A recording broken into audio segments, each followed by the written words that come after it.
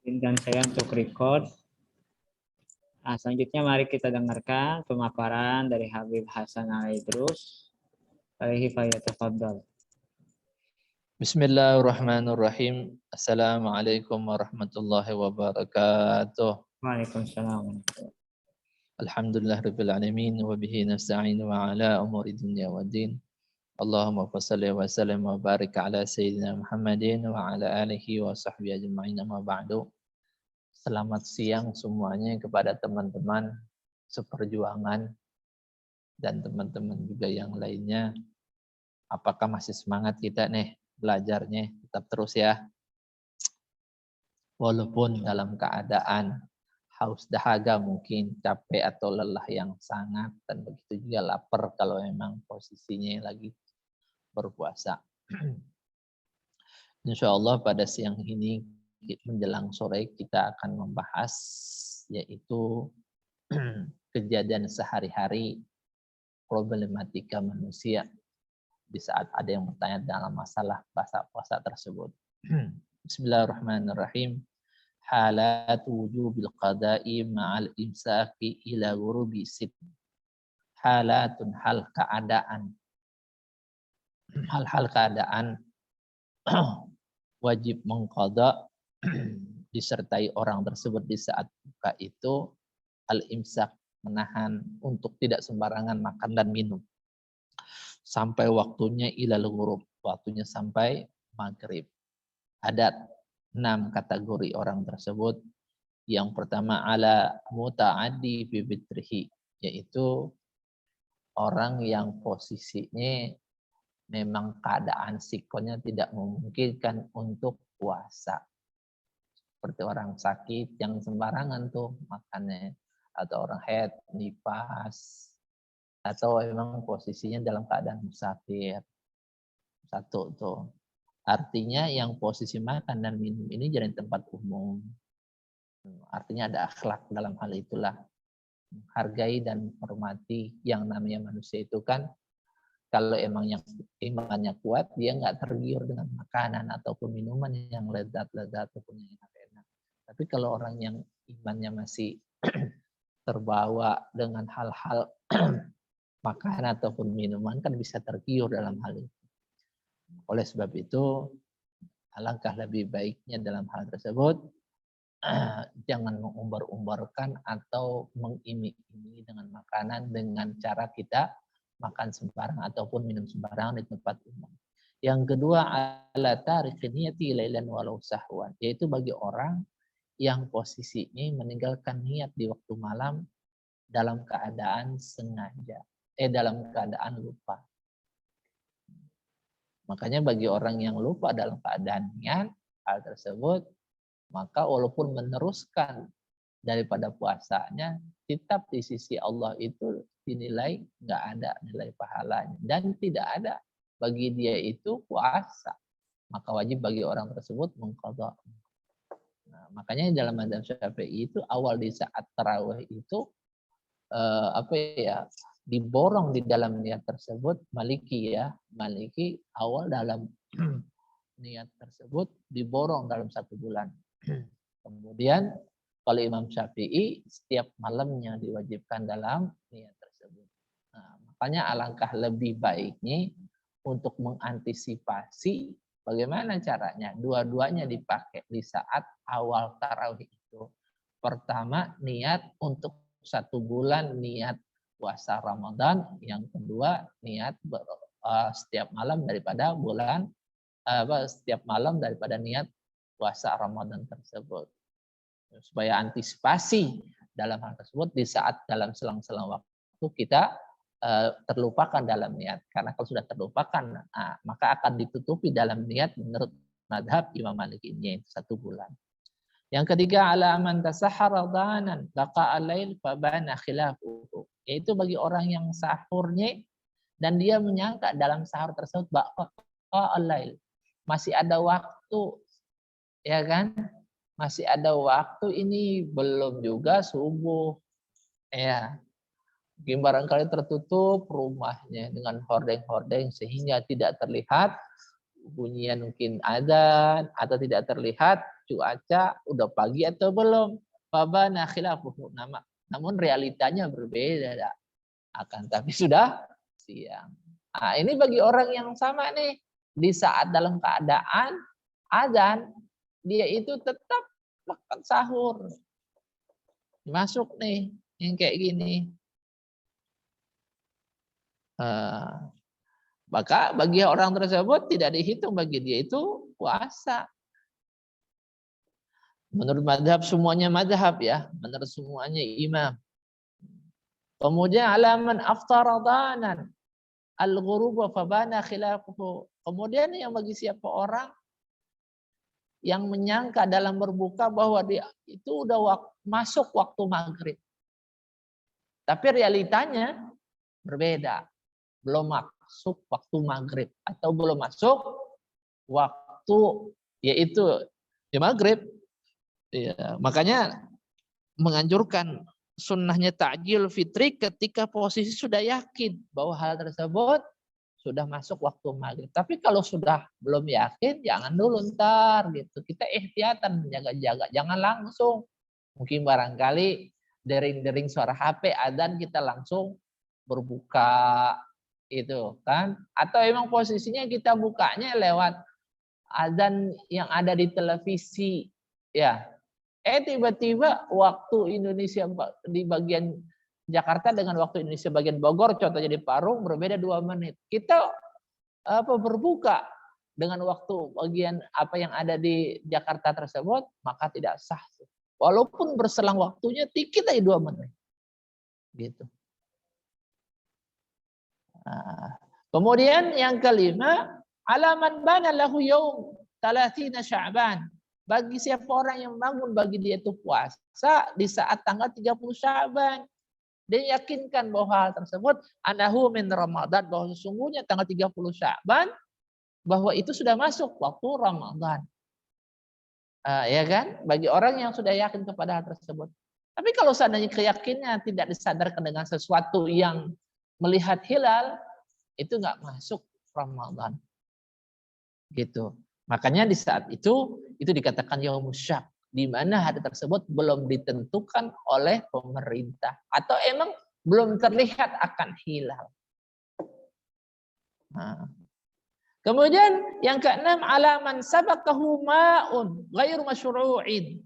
Bagi siapa orang yang ketelan air. Hal ini yang dilakukan ghairu masyru', yang tidak disyariatkan, ai ghairu ma'murin bihi, atau tidak diperintahkan di dalam syariat. Seperti mandi aja atau kumur-kumur biasa aja. Min madmadatin au istinsakin.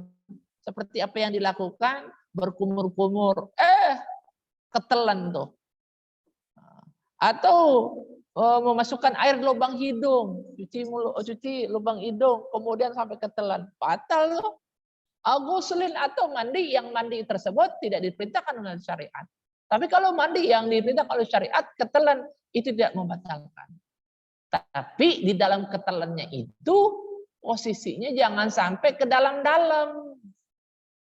Atau posisinya memasukkan air lubang hidung di saat kita wudhu, jangan sampai ke dalam banget itu kita mencucinya gitu.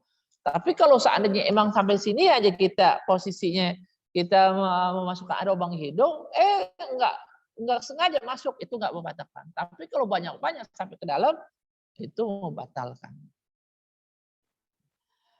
Itu yang keenam. Yang selanjutnya ada halatu adamil fitri biwusul ainin, yaitu hal keadaan tidak membatalkan.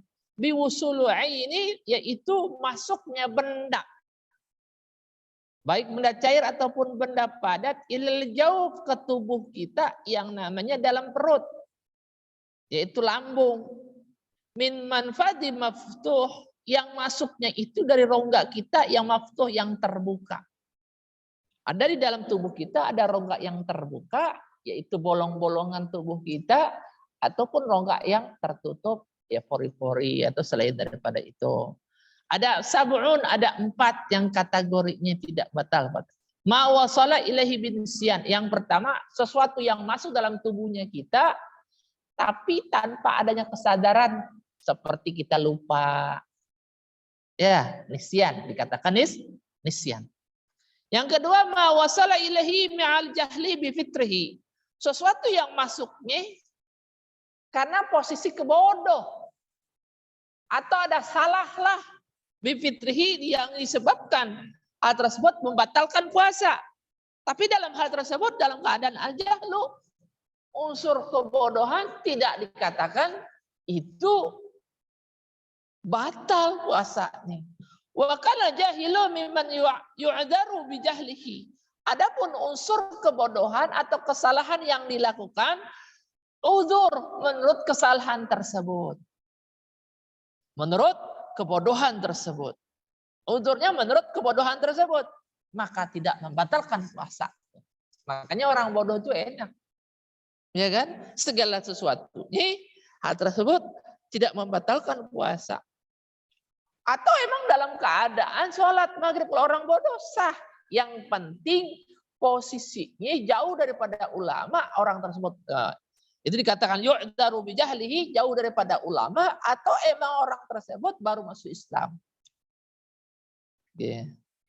Yang ketiga, ma wasa ilaihi ma'al iqrah ma'a tawaffuri syurutil iqrah.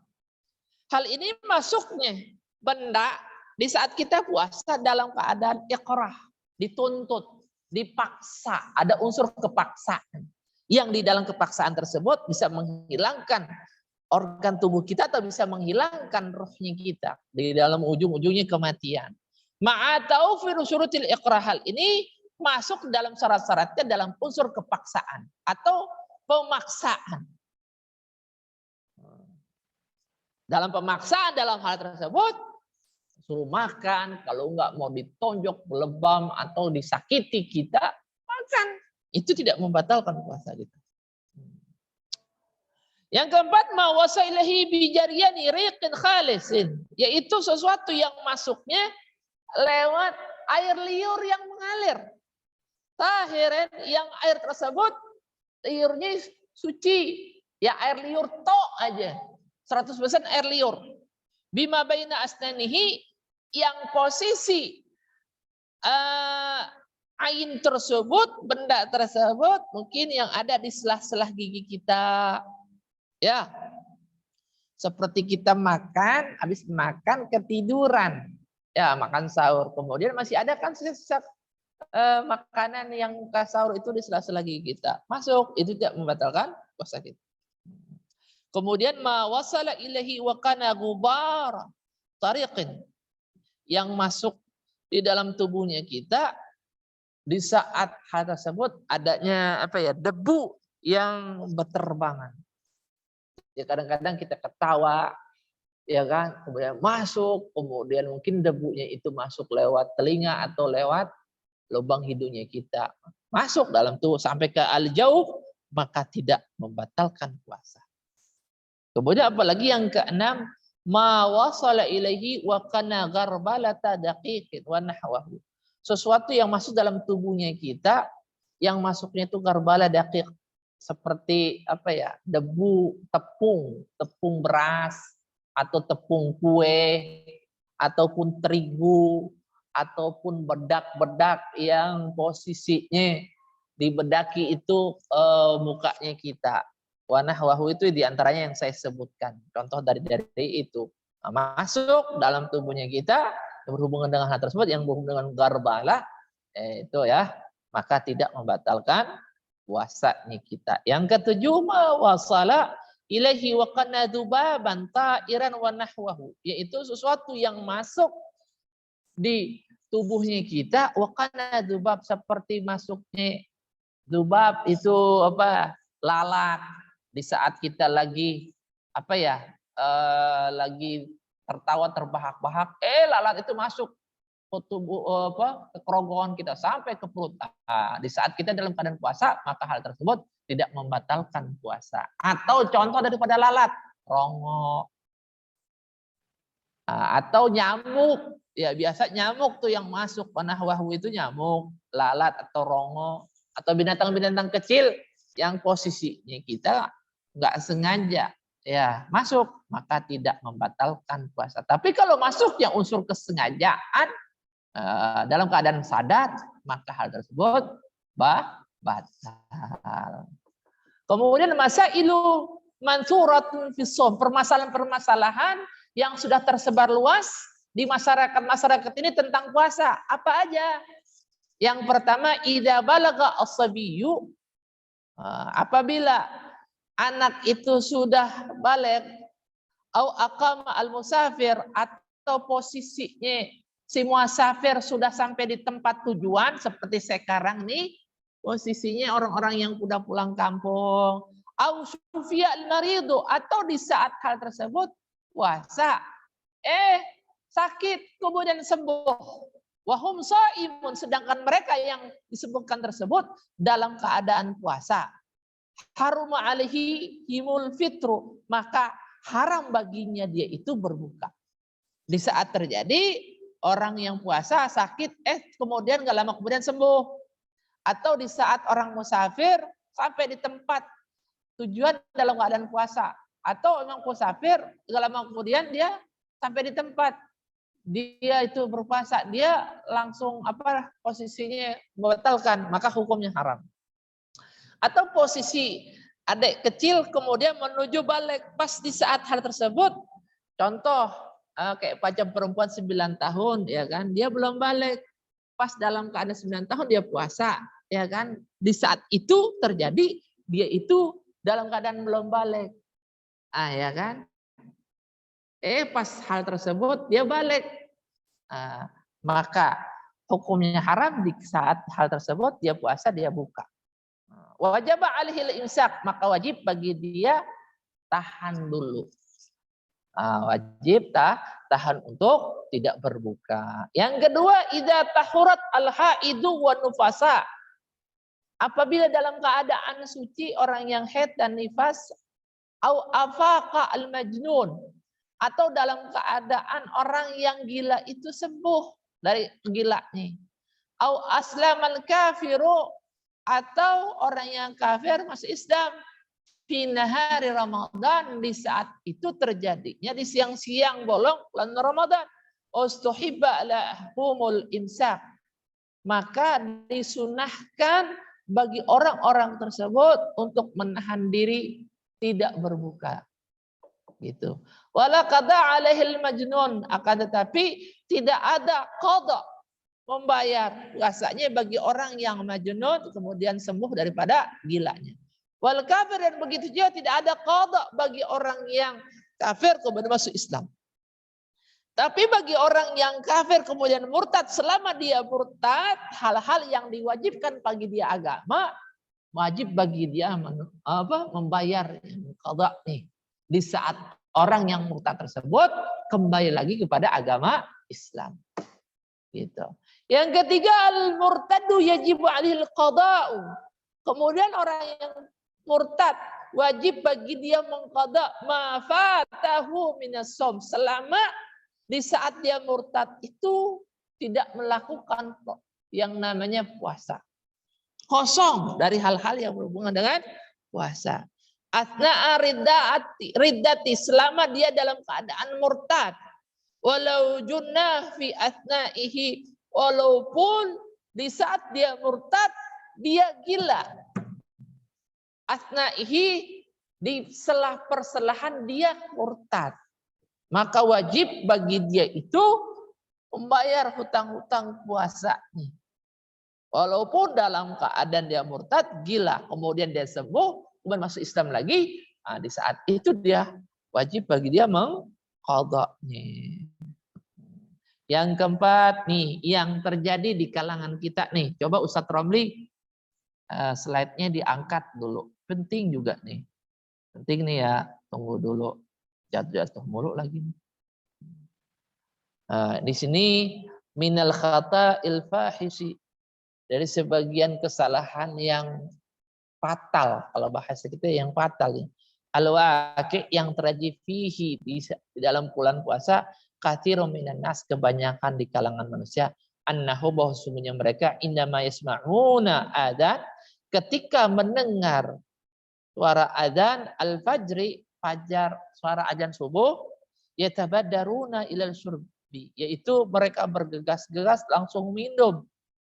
I'tiqadan, bahwa mereka meyakinkan minhum, sebagian di antara mereka, jawaza dzalik, yang dia lakukan itu boleh. Madamal muadzin yuadzin, selama adzan itu belum selesai. Hati-hati itu. Wadzalika la yajuz, yang dia lakukan itu realitanya la yajuz, tidak diperbolehkan. Wa may yaf'alhu fasumuhu batilun, barang siapa orang yang melakukan perbuatan itu maka puasanya batal. Wa alaihil qada, kalau sudah batal wajib bagi dia untuk mengqadanya di hari-hari selanjutnya, di bulan-bulan selanjutnya. In kana shaumuhu farad, jika memang yang dilakukan itu puasa fardu, puasa wajib.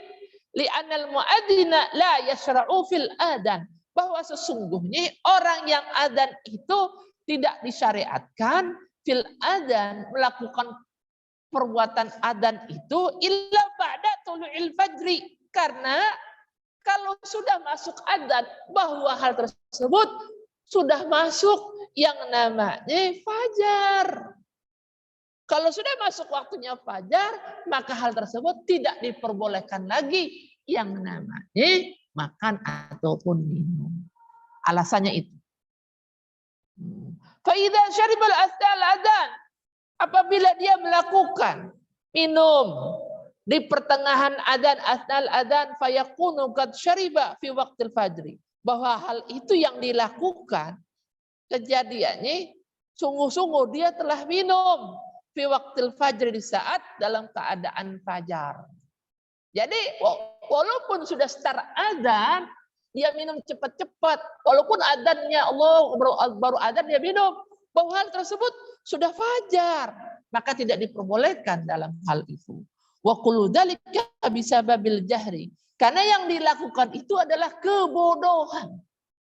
Kebodohan. Walam yakul bidzalika ahadun, tidak ada fatwa, ya kan, seseorang atau para imam pun yang minal a'immatul mu'tabirin yang melakukan atau perbuatan yang seperti itu. Enggak ada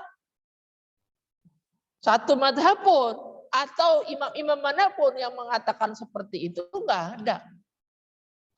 Bahwa bagaimana yang dilakukan kepada kita itu adalah kullu dzalika bisababil jahli, yang dilakukan itu adalah kebodohan. Makanya kalau yang pernah melakukan seperti itu maka diqadha.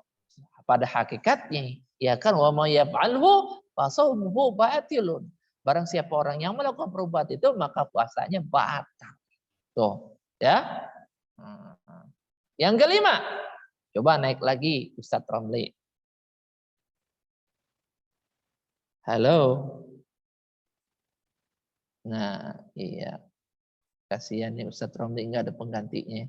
Siapa yang mau ikhlas mau gantiin beliau dalam keadaan mungkin ngajar ini, insya Allah segala satu pahalanya gede banget, ya kan.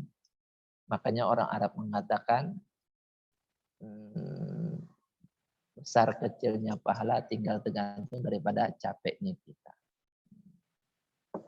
Yang kelima, idza mata syakhsu alaihi qada, apabila seseorang itu mati kemudian dia punya utang puasa shaum Ramadan au kafarah, atau punya utang puasa kafarah, wa qad tamakkana minhu, sedangkan yang dia lakukan di saat waktu belum mati memungkinkan untuk membayar puasa tersebut. Walam yaqdihi, kemudian sudah waktu ajalnya enggak sampai dibayar, tidak sampai di qadha itu puasanya. Faya juzu, maka diperbolehkan ayasuma, untuk menggantikan puasa anfu, daripada si mayit, waliyuhu, yaitu walinya. Siapa walinya itu? Ya anak-anaknya lebih afdal. Mungkin kalau istrinya membantu dipersilahkan, kalau emang yang matinya suami. Kalau yang matinya istri, ya maka boleh bagi di suami untuk membadalkan puasa qadha nih, baik puasa Ramadan ataupun puasa kafarah. Au yukhrija an kulli yaumin muddan, jika memang nggak mampu untuk membadalkan puasa, maka diperbolehkan aunya ini au litakhir ya, pilihan. Mengeluarkan an kulli yaumin, setiap daripada harinya itu 1 mud. Mudan 1 mud. 1 mud itu kurang lebih ya 6 on. Tapi kalau dilebihkan ya bolehlah 7 on. 7 on itu kira-kira ya 1 liter kurang. Jadi hitung tuh utangnya berapa hari gitu. Jika memang puasanya puasa Ramadan. Tapi kalau puasa kafarah ya 2 bulan. Kali aja 7 on kali 30. 7 kali 3. Kurang lebih 210 on. 210 on itu berapa liter ya? Hitunglah sendiri. Kemudian yang keenam ya juzu fi shaumi nafil ayyuftira walau biduni udrin, diperbolehkan untuk berpuasa bagi orang yang puasa sunnah walau biduni udrin, walaupun tanpa udzur. Nabi Muhammad SAW kalau nggak ada makan di rumah, Nabi Muhammad puasa. Tapi di saat di rumah ada makanan, di saat dalam keadaan puasa sunnah, Nabi Muhammad langsung berbuka. Ini syariatnya kita tuh. Walau biduni udrin, walaupun tanpa udzur. Seperti kita dalam keadaan puasa sunnah nih, kita bertamu, dipersilakan untuk makan. Ya kita buka. Gitu. Itu ya juzu. Kata-kata ya juzu ini menurut ulama fikih boleh juga kita buka, boleh juga kita bilang, mohon maaf saya dalam keadaan puasa. Hal itu di saat yang kita lakukan puasa nafil, puasa sunnah.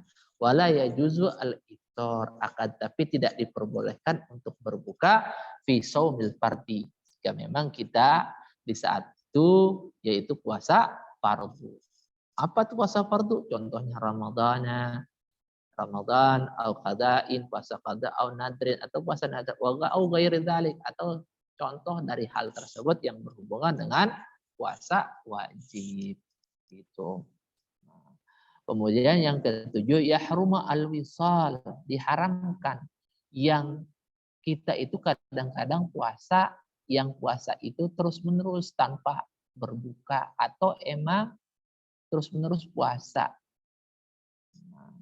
Besokannya puasa, besokannya puasa lagi, besokannya puasa, besokannya puasa.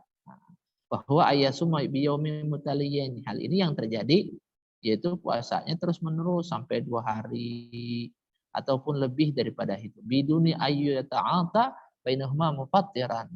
Yang tanpa ada perselang-selingannya itu bagi di antara 2 hari itu mufattiran, yaitu tidak berpuasa. Itu tidak boleh hukumnya. Ya haruma al-wisal, terus menerus. Hukumnya haram. Istilahnya kalau bahasa kita lebay di dalam ibadah. Lebay dalam ibadah itu bukan dijempoli oleh di sisi Allah, akan tapi itu i'tada, melampaui batas. Yang ke-8, yajibu qada'u shaumil fardhi, diwajibkan membayar puasa fardu alal faur, secara, artinya al-faur itu bergegas langsung.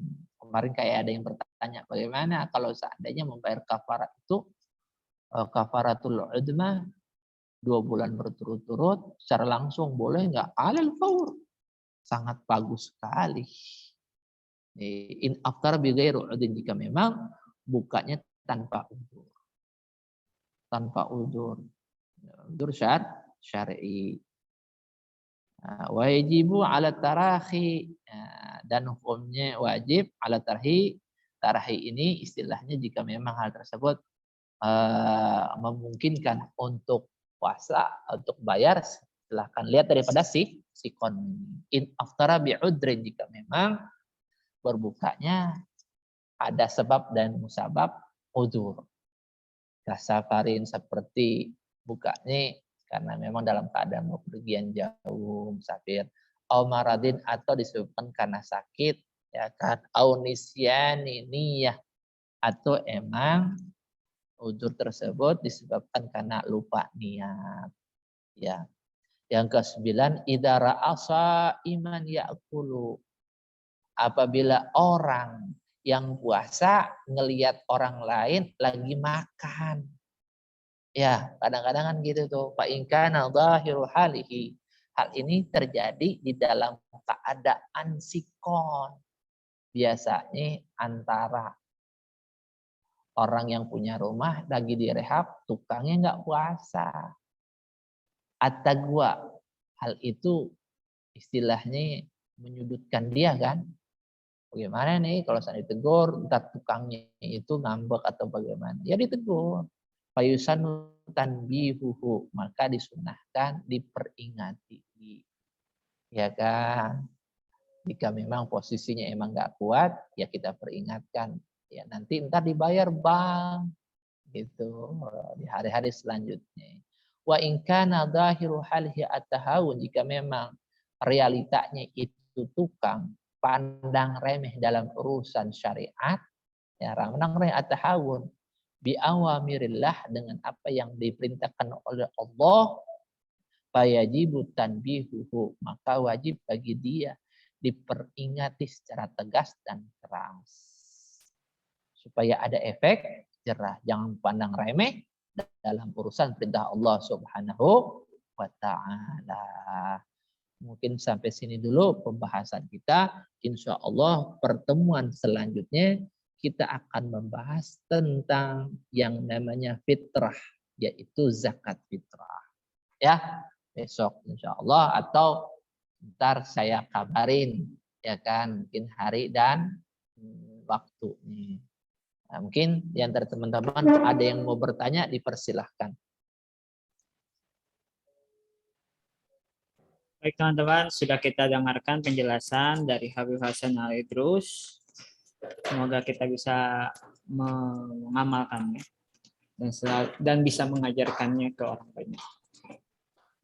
Yang mau bertanya, kita sudah masuk ke sesi pertanyaan, dipersilahkan untuk menyampaikan pertanyaannya baik melalui chat atau lebih baiknya langsung aja unmute mikrofonnya dan tanyakan langsung ke Habiban.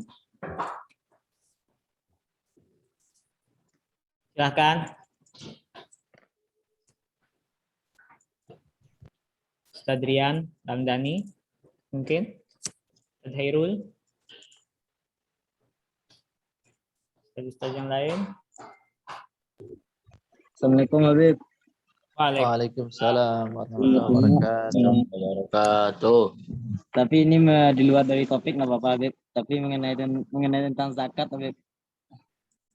Iya, kenapa ya, silahkan.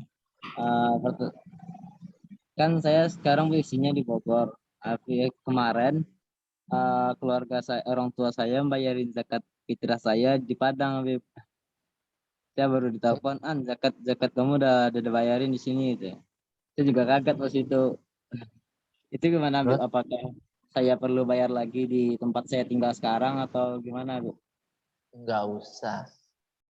Yang dikatakan wajib kan satu kali. Kalau lebih daripada wajib, itu namanya sunnah. Itu unsur daripada asas kita. Makanya haji itu cukup satu kali, kewajiban itu ditunaikan satu kali. Ya kan? Makanya yang satu kali itu posisinya harus benar-benar. Gitu. Kalau yang udah dua kali, walaupun zakat itu bukan kategorinya ya wajib, udah sunnah gitu. Jadi begitu jawabannya. Nggak apa-apa. Kadang-kadang kan di rumah satu kayak macam saya. Kadang-kadang di pondok, ya kan. Mana yang awal di situ yang wajib. Yang selanjutnya itu bukan yang wajib akan tapi jadi begitu jawabannya. Ada lagi yang lainnya, silakan. Ada lagi ya, Beb?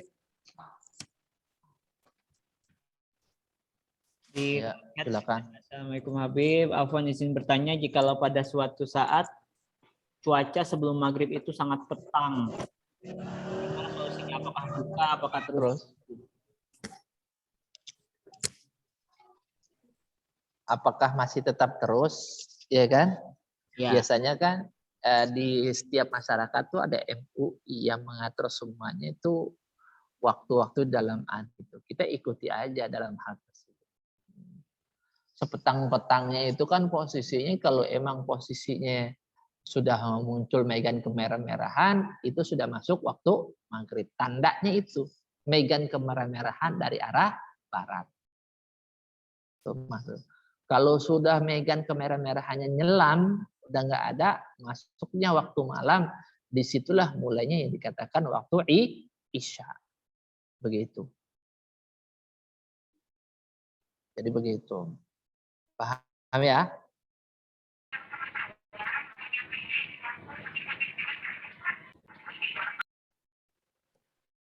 Kalau di Finlandia, Habib, nyampe Kenapa? kalau kayak di Finlandia apa di mana tuh ya? Sampai malam masih terang. Iya, ya tetap itu hal tersebut berlaku. Karena segala sesuatu kan sumbernya hal tersebut yang saya jabarkan itu dari hadis Nabi. Itu sumber. Mau dari manapun hal tersebut, sumbernya itu akan beralih bermuara ke situ gitu.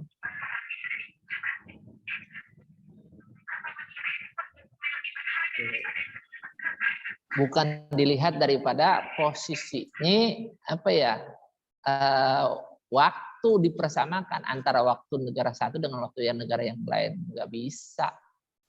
Sedangkan kita aja waktu Indonesia bagian timur, bagian tengah, bagian barat beda-beda, beda 1 jam. Kayak macam kita di Aceh itu beda 1 jam, mereka belakangan. Atau posisi di Irian Jaya, mereka duluan 2 jam. Atau posisi kayak macam Kalimantan, Bali, kemudian Sulawesi, mereka duluan. Sekarang kayak macam contoh jam 2:30 atau jam 3 ya. Di sana tuh Sulawesi, Kalimantan dan Bali itu posisinya sudah duluan mereka, sudah 3:30. Atau posisinya jam 4, kalau di sini jam 3. Gitu. Ada lagi yang lainnya, silakan.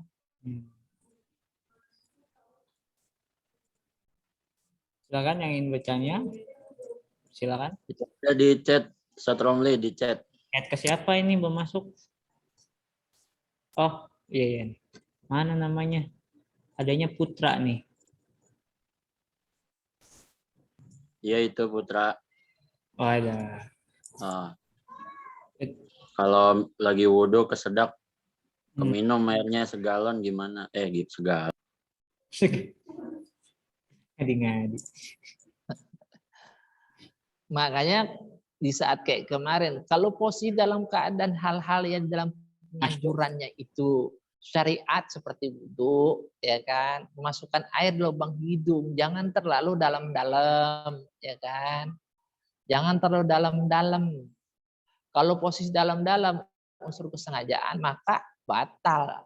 Jika memang air tersebut masuknya apa ya langsung ke bawah tenggorokan. Tapi kalau hanya sekedar masuk ya segini, kemudian kesedal ya kan masuk, itu nggak batal. Begitu perbedaannya. Makanya hati-hati, cukup di sini aja. Di penjelasan yang sebelumnya ya, Bib, ya ada ya. Ya, penjelasan yang sebelumnya itu. Tidak disunahkan mubalaghah ya, Bib, ya namanya. Iya. Sampai dalam-dalam balaghah. Ada lagi yang lainnya?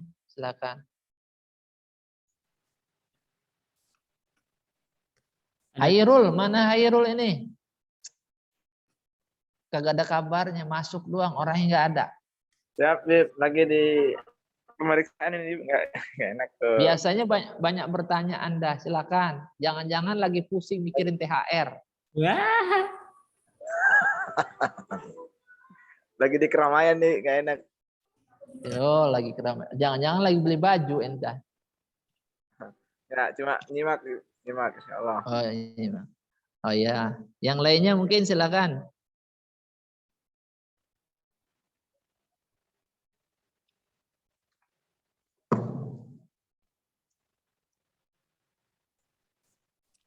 Baik, masalah zakat.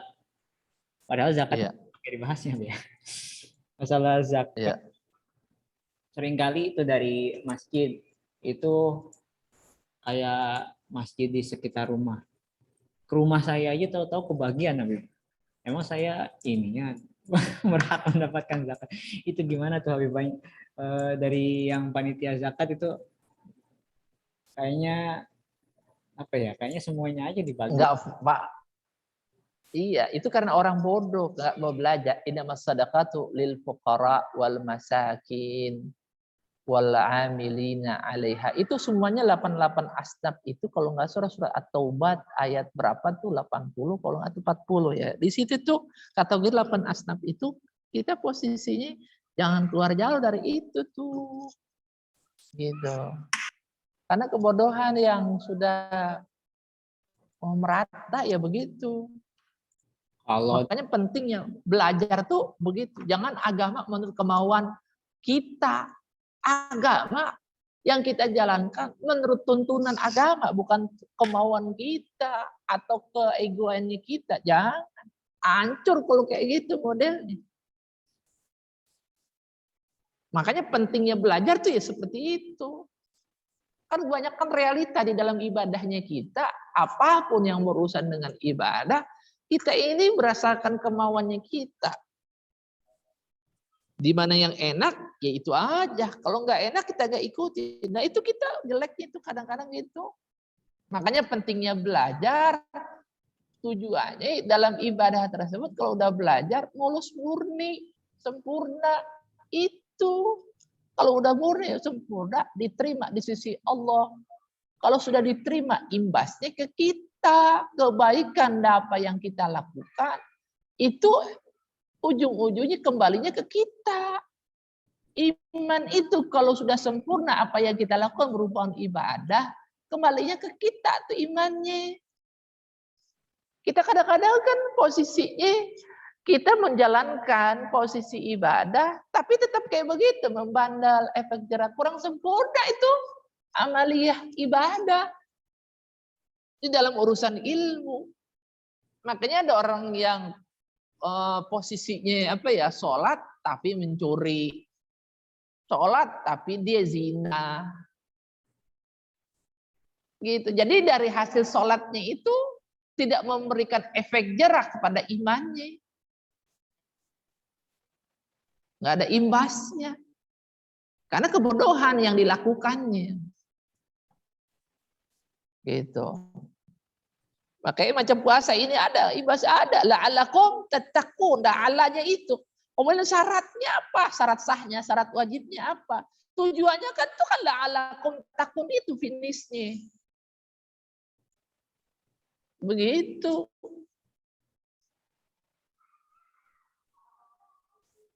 Kemudian dalam hal tersebut Imam Ghazali mau bagi 3. Ada puasa awam. Ya kan, puasa awam hanya sekedar tujuannya dohir aja. Ya haus, kemudian lapar. Itu posisinya orang yang apa ya? Yang awam. Yang kedua, puasanya hawal khas, orang yang khusus. Yaitu segala sesuatu organ tubuhnya dia puasa. Dohir dan batin. Nah, yang ketiga, orang yang hawail khas, orang yang tingkatan tinggi, para nabi, para rasul. Ya puasanya karena Allah, ya udah mentoknya di situ. Nah, kita tingkatan keberapa di antara 3? Kita yang pertama, awam nih. Dari dulu sampai sekarang awam, belum nggak ada tingkatan lagi, nggak naik-naik begitu aja. Karena yang kita lakukan ini kebandelan, kebodohan. Nggak ada naik tingkat gitu dalam urusan ibadahnya kita. Tandanya apa? Yang kita lakukan itu kayak seakan-akan ada beban. Bukan karena unsur daripada kita cinta, beban. Tujuannya supaya saya kagak mau masukin ke neraka. Itu kan orang-orang awam. Kemudian apa yang dilakukannya itu selalu meminta ganjaran berupa pahala. Itu awam. Tapi kalau orang-orang yang dicintai oleh Allah, tujuan daripada ibadah, Allah itu ridha, Allah itu cinta, itu mutlak. Kalau sudah ridha dan cinta, semuanya tergapai. Itu para nabi dan para rasul di saat mereka melakukan suatu ibadah. Karena udah cinta kepada Allah. Kalau udah cinta, segala satu apa yang dilakukan, nggak berasa. Karena udah cinta. Seperti mana di saat Nabi Muhammad melakukan sholat. Kemudian beliau tidak tahu kakinya dalam keadaan bengkak. Karena yang beliau lakukan kecintaan. Kalau sudah cinta yang kita lakukan, organ tubuh ya kan berupa yang posisinya dalam keadaan sakit itu nggak terasa. Itu mutlak. Makanya Abah bilang posisi hakikatnya sholat itu ya kan yang sudah mutlak diterima oleh Allah Nabi Muhammad. Kalau nyatu di antara al-khaliq wal makhluk wahid, enggak lupa udah kayak ditarik oleh Allah Subhanahu wa taala, lupa dengan kecintaan tersebut gitu. Hakikatnya ya. Begitu juga puasa, udah Allah. Kalau kita kan awam aja. Yang posisinya puasa ngomongin orang. Puasa mata kemana-mana. Puasa jalan sini, jalan sono yang tiada bermanfaat. Ya begitu aja. Jadi begitu. Ada lagi yang lainnya silakan. Habib. Ya. Di kolom chat ada pertanyaan. Jikalau kita bertamu pada seorang mu'alaf yang tidak mengetahui bahwa kita puasa terus disuguhin makanan dan minuman, apakah kita harus minum dan memakannya? Ya kita kasih tahu. Mohon maaf dalam ajaran kita ini di saat kita sekarang lagi puasa. Apa itu puasa? Diterangkan. Karena emang orang nggak tahu. Makanya jangan pernah berbengis sama orang yang posisinya istilahnya yang kacamata dohnya kita bilang itu melanggar. Mungkin barangkali yang dia lakukan dia nggak tahu. Kita kadang-kadang udah keburu suuzon aja. Kayak kemarin di YouTube ya kan atau di mana tuh ada video selawat sajadatun nukut. Yang namanya orang awam ya nggak tahu. Yang namanya orang tahu bebas apa yang dilakukan. Awam nggak tahu. Apakah orang yang tidak tahu kita menjasis bahwa orang itu harus dipukul, orang itu harus tegas bagaimana? Orang emang nggak tahu. Nah bagi kita selayaknya orang yang paham tuntun kepada mereka orang yang tidak tahu. Seperti kita kan waktu udah dulu masuk pondok, kita kan nggak tahu ini, sholat yang benar tuh bagaimana. Ya kita asal sholat ikut-ikutan. Apakah kita di pondok itu istilahnya dibengiskan? Kan kagak. Emang orang nggak tahu, diajarkan, dituntun. Yang namanya takbiratul ihram seperti ini, yang namanya niat itu seperti ini. Dulu kan kita yang namanya niat itu posisinya ditalafutkan, habis itu baru takbiratul ihram. Dulu kan kita kayak itu. Apakah di saat dalam keadaan kebodohan itu dinyatakan istilahnya salah oleh agama? Enggak. Kalau kita kan kagak, nafsu itu salah. Salah secara hakikat ya itu sudah posisinya. Kan kebanyakan di antara kita tuh kayak gitu. Karena dakwah ya kan udah nafsu dulu. Contoh Menteri Agama seperti ini. Lihat ujung-ujungnya slide-nya sedikit aja diambil. Udah suuzon aja dulu. Itu jelek. Makanya menjustis orang itu baik dan tidaknya. Kalau sekarang kan mulut person-person orang. Seakan-akan dia yang terbaik. Itu salah tuh yang kayak gitu. Ya kan? Menjustis orang tersekian, kita introspeksi diri. Di saat orang itu menjustis, hatinya kita itu dalam keadaan sakit, tidak baik. Dilihat daripada hatinya itu. Makanya Nabi SAW kan bersabda tentang hati, ya kan? Apabila hati ini perangainya bagus, maka segala sesuatu semuanya bagus. Ya itu sudah orang. Segala sesuatu walaupun itu orang jahat, karena hatinya kita baik, itu orang baik. Tapi kalau kitanya hatinya tidak baik, ya kan? Segala sesuatu orang yang melakukan, walaupun itu orang maksimal dilakukan baik, karena hatinya kita tidak baik, maka kita menjudge orang itu tidak baik. Pada hakikatnya kita yang tidak baik. Apa itu? Fahiya al-qalbu. Kan itu. Hati. Padahal sudah disabdakan oleh Nabi Muhammad 1400 tahun yang lalu. Tapi kita belum praktek-praktekin nih. Ngajinya cuma terjemahan doang.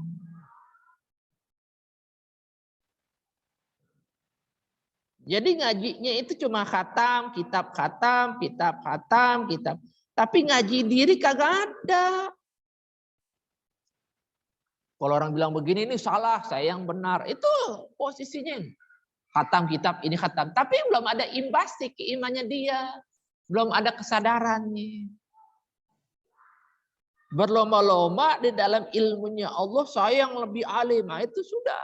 Kita tuh jeleknya. Gitu.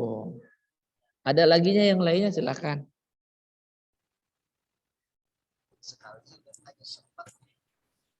Oke, teman-teman, apakah ada yang ingin bertanya lagi? Assalamualaikum Bib, izin nanya Bib. Waalaikumsalam warahmatullahi wabarakatuh. Ya silakan. Wabarakatuh. Jadi kan kalau misalnya ada orang yang dia nggak berpuasa karena ada uzur gitu ya, sakit misalnya. Nah itu kan dia diwajibkan mengkodok, tapi jangan bertemu puasa yang setelahnya itu kan.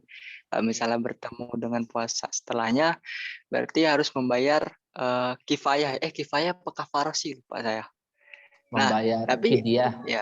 Ya fidyah, astagfirullah. Nah tapi orang ini tuh baru tahu gitu. Dia mikirnya bisa bayar kapan aja gitu. Itu gimana Bib? Apa dia harus membayar fidyah itu atau gimana Bib? Kan tadi barusan tahu dibaca.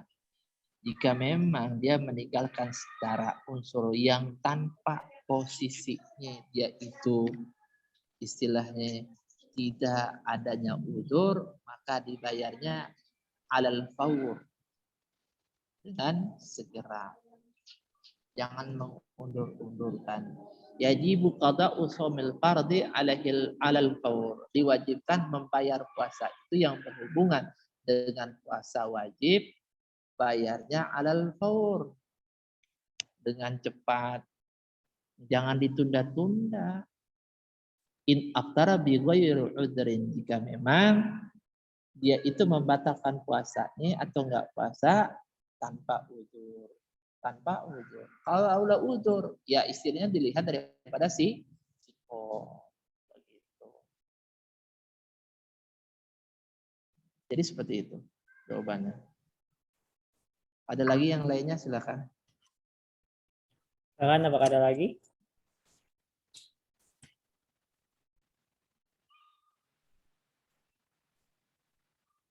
Ada lagi di chat.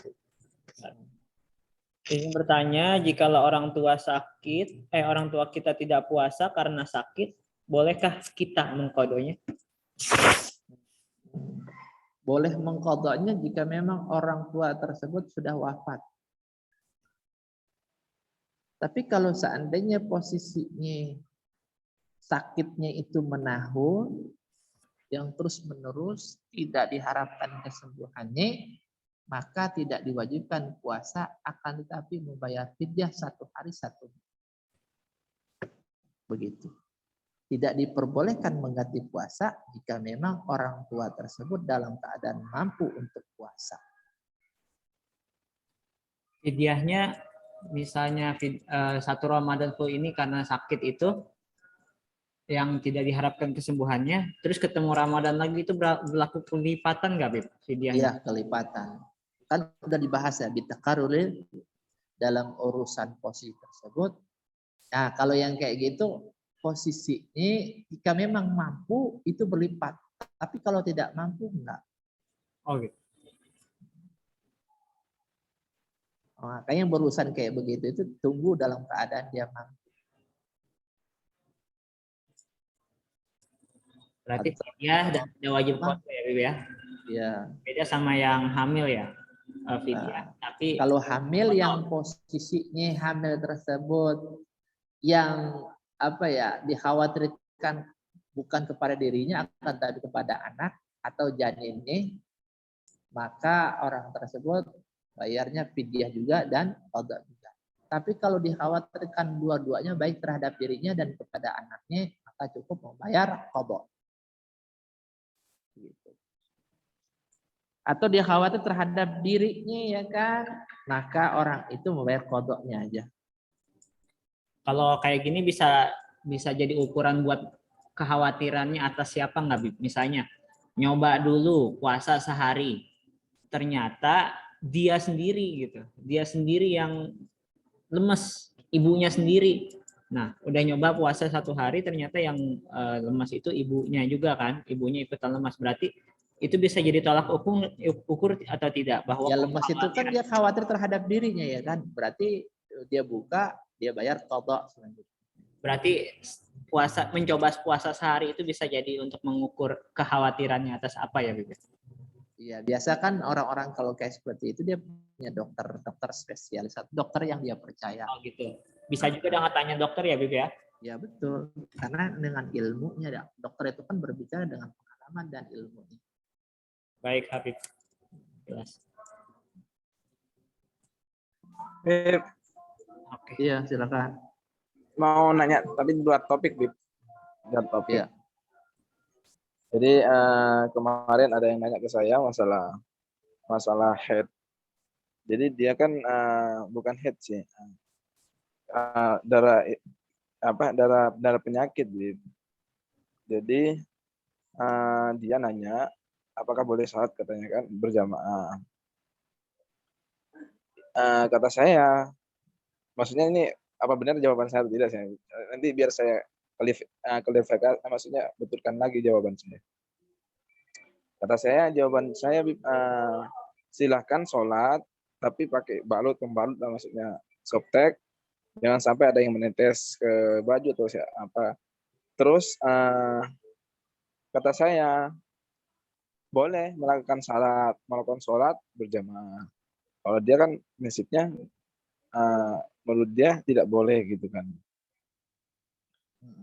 Itu kira-kira benar nggak, Bib, jawaban saya, Bib? Kalau yang berhubungan dengan darah penyakit atau istihadah, segala sesuatu yang diwajibkan oleh kita wajib. Akan tetapi wudhunya orang yang istihadah atau darah penyakit dan wudhunya orang yang salisil baul niatnya berbeda dengan orang yang istilahnya tidak istihadah atau tidak salisil baul. Niatnya nawaitul wudu'a li istibahatis shalah. Saya niat wudhu untuk diperbolehkan sholat. Satu.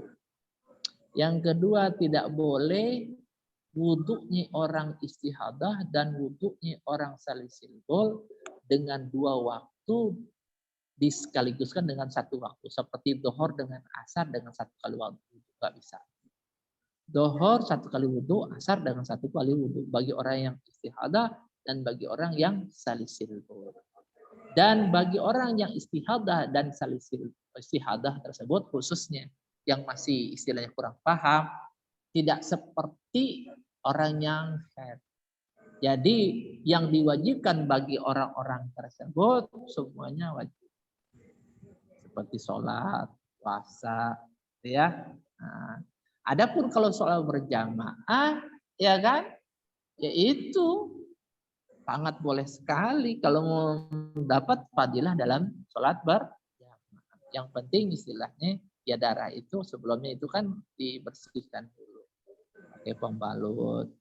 Di dalam sabda Nabi Muhammad SAW, Nabi Muhammad mengajarkan salah seorang sahabat yang namanya Uthmani dengan dipakai istilahnya apa ya minyak misik, obat itu. Kemudian minyak misik itu kan ada kesuburan.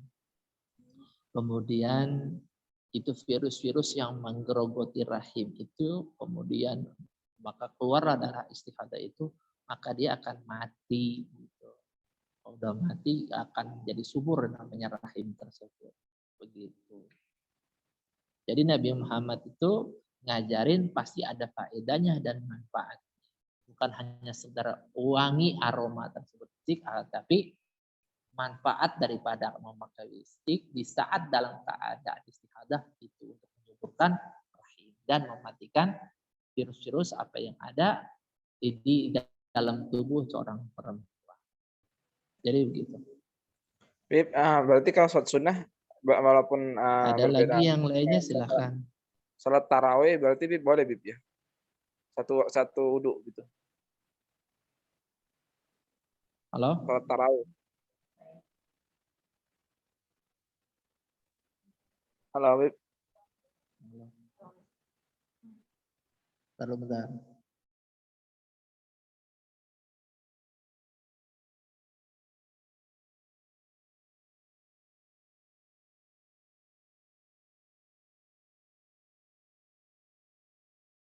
Bib, Ya, halo. berarti kalau sholat sunnah Silakan, berarti sudah mulai. boleh wudhu kita walaupun Kalau berkali-kali. sholat, kalau yang berhubungan dengan sunnah, nggak apa-apa semuanya sunnah. Tapi kalau wajib itu, kalau yang wajib itu tuh yang tidak boleh. Jadi begitu. Berarti kalau yang wajib hanya untuk satu fardu ya, Bib ya, wudunya. Satu fardu.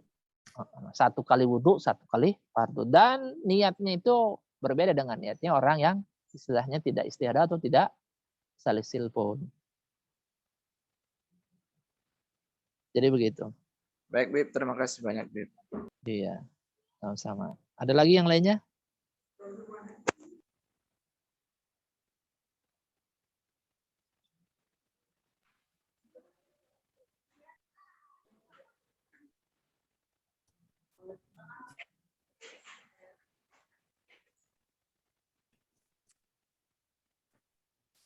Sudah Habib, sudah tidak ada lagi pertanyaannya. Oke, sampai sini dulu. Insya Allah pertemuan yang akan datang kita akan membahas tentang zakat fitrah ya.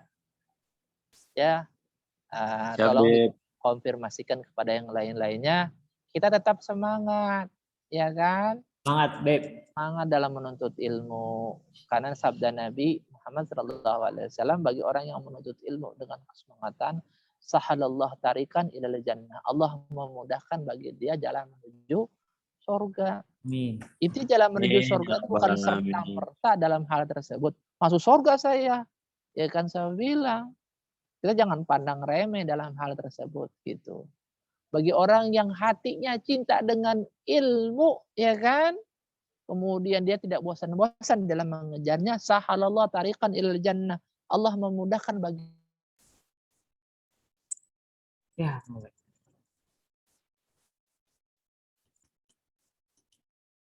wabarakatuh. Waalaikumsalam warahmatullahi wabarakatuh. Terima kasih.